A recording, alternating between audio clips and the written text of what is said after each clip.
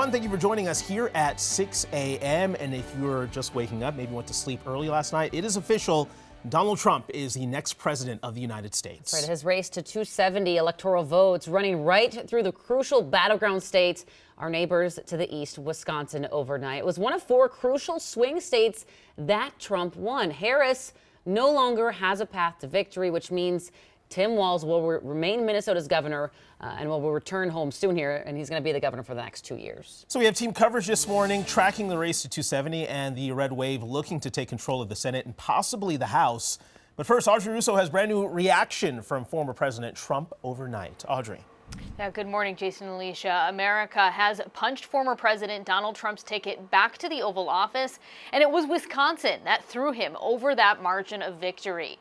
The Associated Press called Wisconsin just after 4:30 this morning. It's 10 consequential electoral votes going to Trump, but that wasn't all that he won. This is also the first time that President Trump appears to be on track to win the popular vote.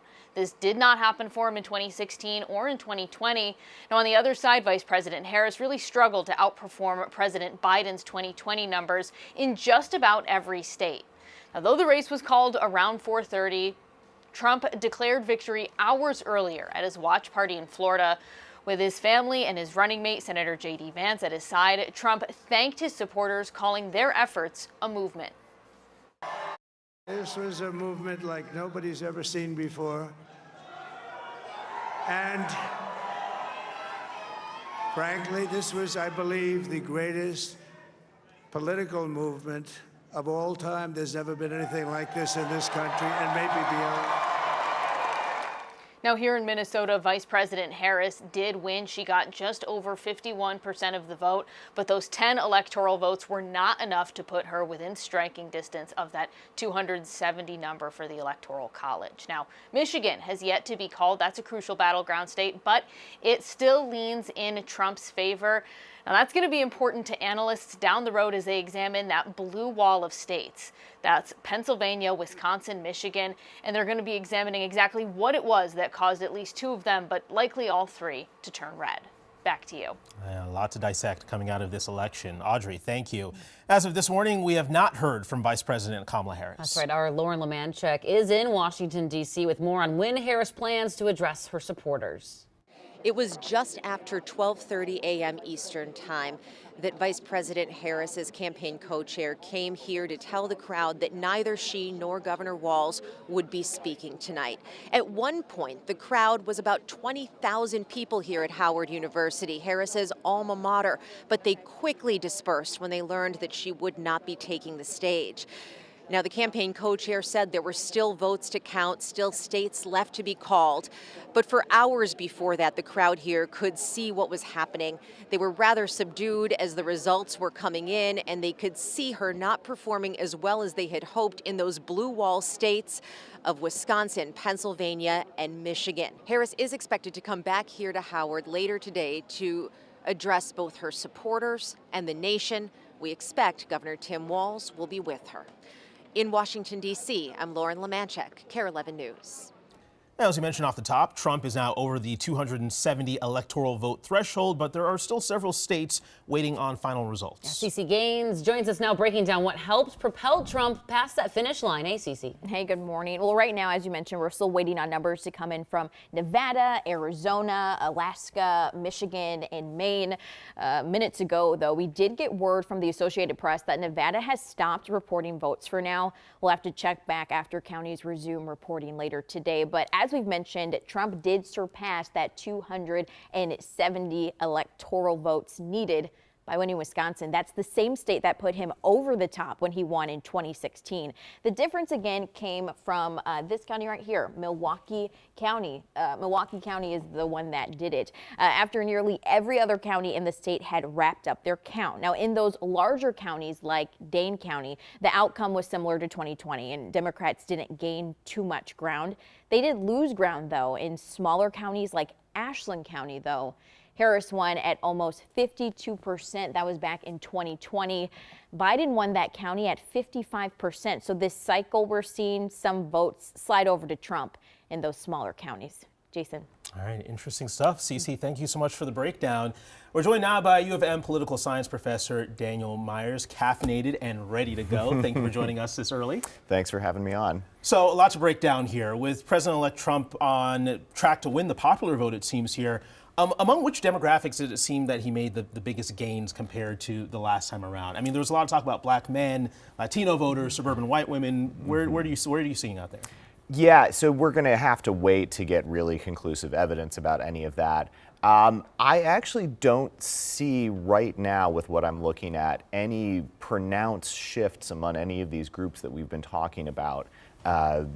Suburban, rural, black voters, Hispanic voters.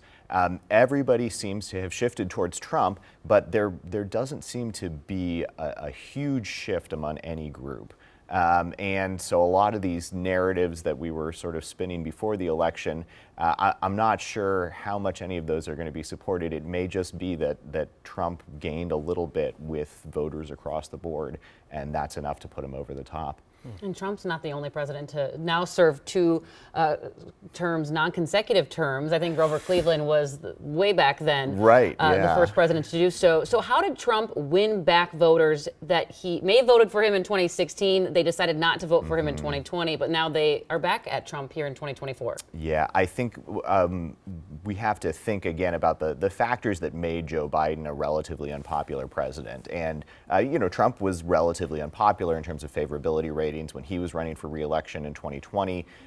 Obviously, the pandemic had something to do with that.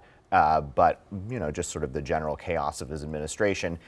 In Biden's case, I think you can say that continued voter discontent about inflation, unhappiness with how the immigration situation at the southern border was being handled among a lot of voters. And one event that I point to that seems a little distant now, but that was when we really saw a break in Biden's popularity, was the Afghanistan withdrawal and the perception that was not handled well when the U.S. withdrew its troops from Afghanistan, that was chaotic. That's actually a point, if you look at Biden's approval rating over time, where you see a big break there. So I think all of those factors probably played a big role here. But of course, Biden isn't running. Why is Harris getting tagged with this? Well, Harris is probably the non-Biden candidate the Democrats could have gone with, who is most closely tied to Biden.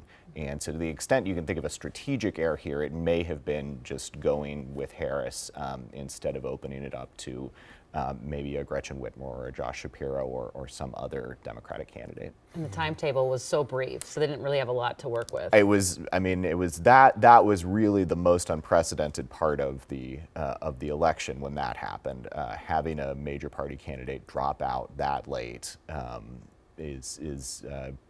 know I'm not a historian, so I'm not going to say it's never happened, but I can't recall a time when it's happened, and so that did put the Democrats in a really tough position. Well, the data and the trends here are going to be fascinating to break down over the coming days and weeks and months. Dan, thank you so much. You're going to be here with us throughout the show, just answering our questions. So many questions. I keep writing down more. So thanks, Dan. We'll talk soon. All right, we're also tracking results in the House and Senate. GOP taking control of the Senate at this hour. Yeah, Michelle Beck is breaking down the balance of power for us. Michelle. Well, it certainly is a good morning for Republicans. Overnight, we've watched the red in these two bar graphs grow and grow, giving Republicans a lead in the House right now in this bar graph below here. But we know that could still change. What we do know for sure is that the red has dominated here in the U.S. Senate, surpassing this 50 halfway mark. Now we know the upper chamber will be back in the hands of the GOP for the first time in 4 years. Some races have been so close. Look at this one. The AP hasn't called it just yet, but as of an update in the last hour, the leaders switched. In the Wisconsin Senate race, Democrat Tammy Baldwin has taken a nearly 16,000 vote lead with more than 3.3 million votes counted. And with uncertainty still in the House, why does all this matter? To Democrats, a House majority will be their last way of checking Donald Trump's power. Meanwhile, Republicans in the House would help pass Trump's agenda, along with support from the ideological makeup of the Supreme Court and a now GOP-dominant Senate. The latter has been made possible by races like the one in Ohio, where a Republican endorsed by Trump unseated a 3-term incumbent senator. This is a new dawn of Republican leadership. With President Trump and J.D. Vance in the White House, we are going to advance an agenda that is an American agenda. An agenda that says we are pro-immigration, but not pro-invasion. Now, we know that this gray area over here in the U.S. House is getting smaller and smaller as we speak. In the last 20 minutes, the AP has said a Republican congressman has won re-election over in Montana. Alicia.